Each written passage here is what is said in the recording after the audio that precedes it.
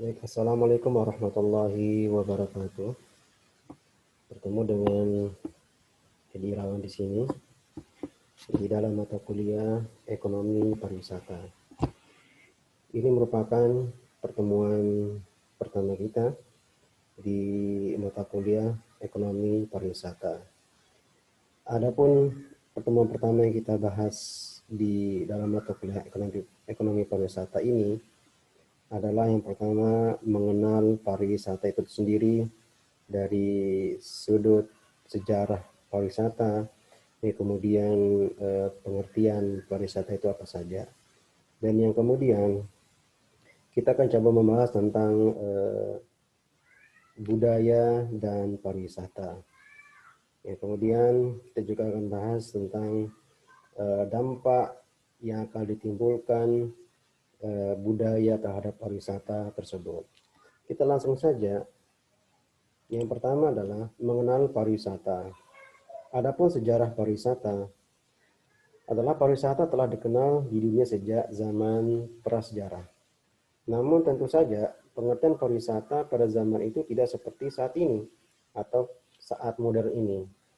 Nah, sejak dahulu kala bangsa-bangsa di dunia seperti Romawi sudah melakukan perjalanan, namun tujuan mereka atau masyarakat pada saat itu adalah untuk berdagang, kemudian untuk berpolitik.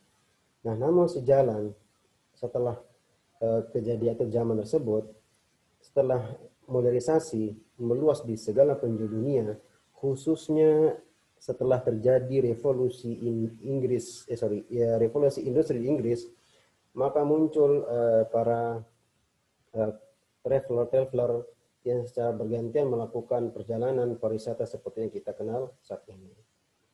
Itu merupakan sejarah singkat pariwisata dari sudut pandang zaman prasejarah.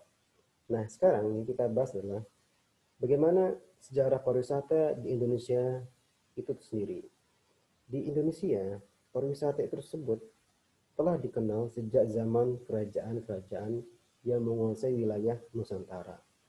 Walaupun masih berkepentingan untuk saling menguasai antara satu kerajaan dan kerajaan lain, namun tidak dapat dipungkiri akan adanya pertukaran kebudayaan antara wilayah tersebut.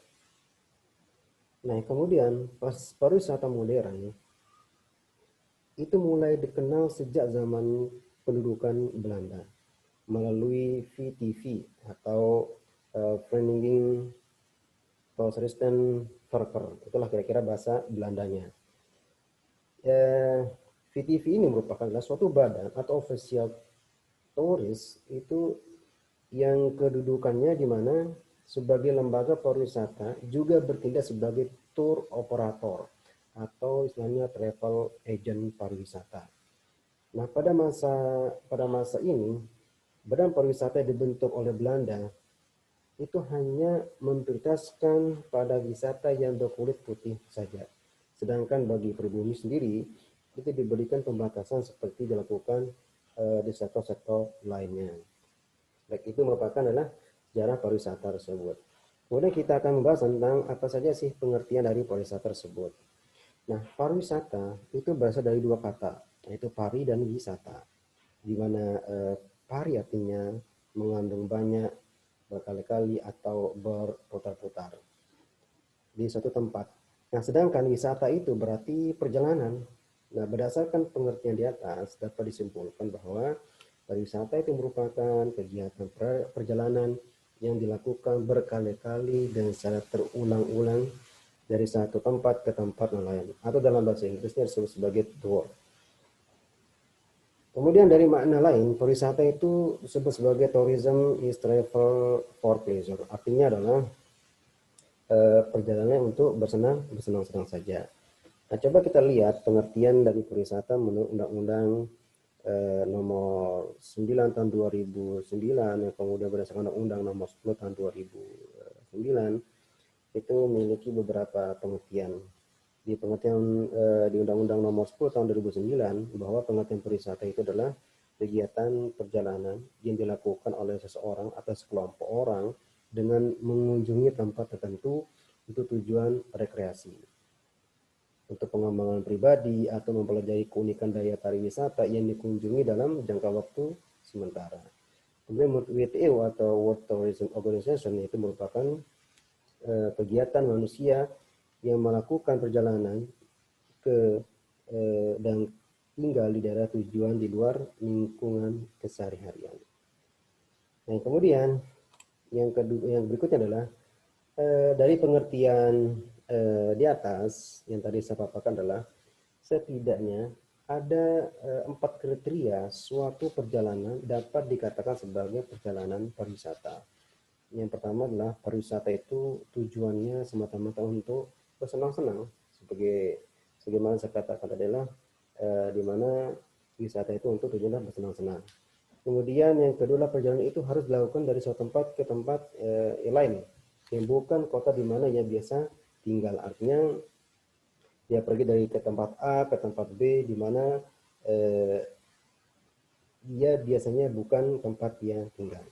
Yang kemudian yang ketiga adalah perjalanan dilakukan minimal selama 24 jam. Dan yang keempat, perjalanan itu tidak dikaitkan dengan mencari nafkah di tempat yang dikunjungi, dan orang yang melakukan perjalanan itu semata-mata sebagai konsumen di tempat yang dikunjunginya. Nah, coba sekarang kita lihat kaitan antara pariwisata dan budaya.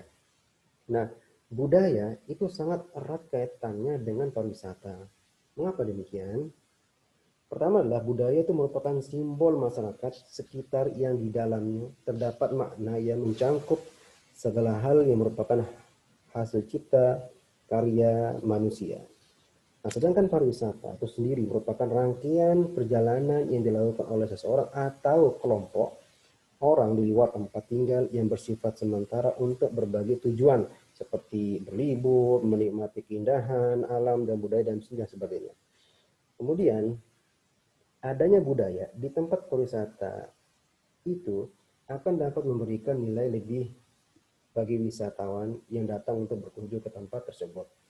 Nah, dapat juga kita simpulkan bahwa pariwisata dan budaya ini merupakan aktivitas pertukaran informasi dan simbol-simbol budaya yang di dalamnya terdapat tempat tradisi, kesenian, upacara, identitas yang lainnya yang terdapat di tempat tersebut untuk dapat dinikmati oleh setiap wisatawan yang datang berkunjung. Kemudian budaya ini sangat mempengaruhi prospek dari kegiatan pariwisata, karena budaya ini merupakan mencerminkan keadaan sosial dan alam suatu wilayah yang akan menjadi destinasi pariwisata. Budaya Indonesia misalnya budaya sangat beragam, maka dari itu keragaman budaya Indonesia ini menjadikan daya tarik tersendiri untuk para wisatawan maupun lokal dan mancanegara. Lagi sekali budaya tidak akan pernah lepas dari pariwisata, karena budaya ada sangkut pautnya dengan pariwisata, yaitu tanpa adanya budaya kegiatan pariwisata tidak akan menarik lagi, akan terasa hambar dikarenakan dikarenakan budayalah yang menarik perhatian para wisatawan tersebut. Nah, kalau kita merenung, kebanyakan para wisatawan, baik itu wisatawan Nusantara maupun wisatawan mancanegara, mereka akan datang di suatu tempat atau suatu lokasi, yang dimana lokasi tersebut atau daerah tersebut keaneka ragaman budayanya bermacam-macam atau memiliki nilai unik. Terutama wisatawan yang berasal dari mancanegara, mereka akan mencari daerah-daerah atau negara-negara yang dimana budaya yang dia incar atau yang dia tuju tidak ada di tempat mereka tinggal sebelumnya, dan itu merupakan daya tarik tersendiri bagi wisatawan mancanegara.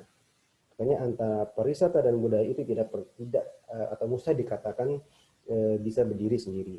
Di mana ada pariwisata, di situ ada budaya; di mana ada budaya, di situ ada pariwisata. Bisa dikatakan bahwa budaya ini merupakan adalah produk utamanya suatu pariwisata daerah tersebut. Yang kemudian pariwisata dan budaya ini keduanya membentuk hubungan saling menguntungkan atau istilahnya simbiosis mutualisme. Nah, pariwisata tanpa adanya budaya dari masyarakat hanya akan menjadi suatu kegiatan ya jalan-jalan biasa, enggak ada menariknya tanpa ada budaya. Nah, begitu juga dengan budaya yang tidak akan bisa diketahui oleh masyarakat luas tanpa adanya kegiatan pariwisata. Nah, budaya di suatu daerah bisa menjadi suatu ikon pariwisata yang akan menjadi daya tarik wisata tersebut. Jadi hubungan antara pariwisata dan budaya bisa menimbulkan berbagai keuntungan, yaitu meningkatkan pendapatan, menciptakan lapangan kerja, budaya di daerah tersebut semakin terkenal di mata nasional maupun di internasional. Dan secara langsung budaya di daerah tersebut bisa semakin lestari. Atau bisa dikatakan dari segi ekonomi bahwa budaya lain sekali ditemukan produknya pariwisata ini merupakan adalah promosi di mana produk dari budaya ini bisa dipromosikan melalui pariwisata. Nah, kemudian perkembangan pariwisata ini bisa memiliki dua makna, yaitu bisa berpengaruh terhadap pengaruh yang positif atau yang negatif. Kalau kita lihat pengaruh terhadap yang positifnya, yang pertama yaitu adalah pengaruh positifnya dan signifikan terhadap budaya lokal, di mana terlihat pada pariwisata yang dapat memacu motivasi kreativitas seni para pematung untuk berkarya lebih inovatif dan lebih variatif sesuai dengan kebutuhan pariwisata. Atau mungkin dengan adanya pariwisata tersebut akan menimbulkan banyak sekali usaha-usaha yang ada di daerah tujuan wisata. Dan yang kemudian pengaruh negatifnya adalah dengan adanya budaya yang asing yang masuk di daerah tersebut atau budaya barat misalnya adalah yang masuk di daerah tujuan wisata tersebut akan secara tidak langsung mempengaruhi daripada kegiatan hubungan sosial antar masyarakat. Seperti misalnya itu adalah masyarakat biasanya tadilah pola hidupnya bergotong royong atau hidupnya bersama, kemudian saling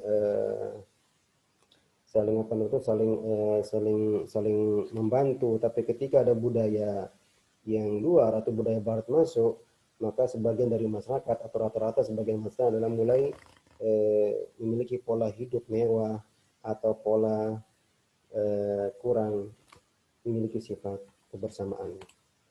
Yang kemudian adalah beberapa pengertian pariwisata ini perlu saya jelaskan bahwa ada hal-hal yang perlu kita bisa bedakan. Yang pertama, apa itu wisata, apa itu wisatawan, apa itu pariwisata, apa itu kepariwisataan. Karena empat kata ini sering sekali kita temukan, tapi kita tidak mengetahui apa itu maksud dari empat kata tersebut.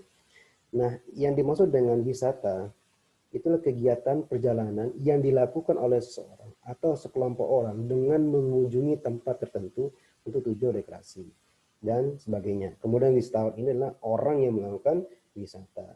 Kemudian pariwisata adalah berbagai macam kegiatan wisata yang didukung berbagai fasilitas serta layanan yang disediakan oleh masyarakat. Kemudian kepariwisataan di sini adalah yang terakhir adalah kepariwisataan adalah keseluruhan kegiatan yang terkait dengan pariwisata yang bersifat multidimensi dan multidisiplin yang muncul sebagai wujud kehidupan dan kebutuhan setiap orang dan negara serta interaksi antar wisata, masyarakat dan sebagainya. Baik, mungkin itu saja penjelasan saya untuk pertemuan pertama di mata kuliah ekonomi pariwisata ini. Semoga ada manfaatnya dalam penjelasan kali ini dan kita akan bertemu lagi di lain kesempatan. Saya ucapkan terima kasih. Assalamualaikum warahmatullahi wabarakatuh.